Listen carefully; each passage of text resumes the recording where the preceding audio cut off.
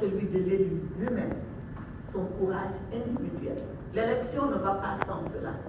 Et vous me rappelez qu'il y a seulement 2 ans, j'ai quitté 12 ans de mandat de maire.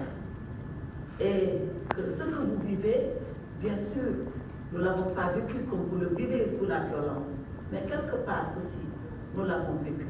La responsabilité de l'élu, ça lui incombe d'être courageux devant cette responsabilité.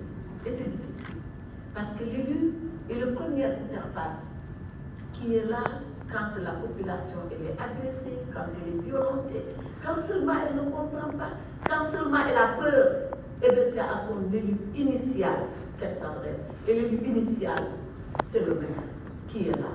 Et il est difficile, quand on n'a pas de solution à proposer à ses électeurs, de pouvoir faire face.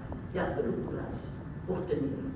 Ce courage, parfois, va jusqu'à la destitution de son mandat de maire. J'en ai connu des maires dans le Nord-Mali qui ont été destitués du jour au lendemain parce que c'est eux qui incarnaient le pouvoir central dans cette localité. Il fallait qu'ils quittent leur mandat et leur population parce que seulement ceux-là qui veulent un autre monde, nous dessiner un autre monde, l'ont ainsi voulu.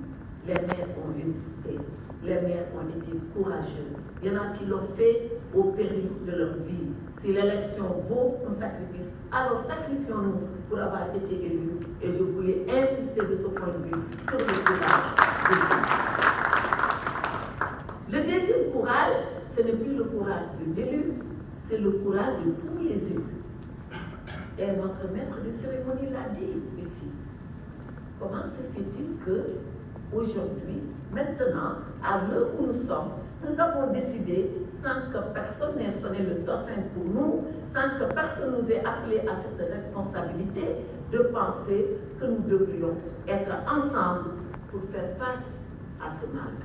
Parce que ce mal, il nous est commun. Il est arrivé chez certains, il va certainement arriver chez les autres si nous n'allons pas chez le premier pour faire que le mal en sorte. Voilà quelle est notre responsabilité. Et cette responsabilité, nous tous les élus, nous devons les assumer. C'est ce que vous êtes en train de faire ce matin.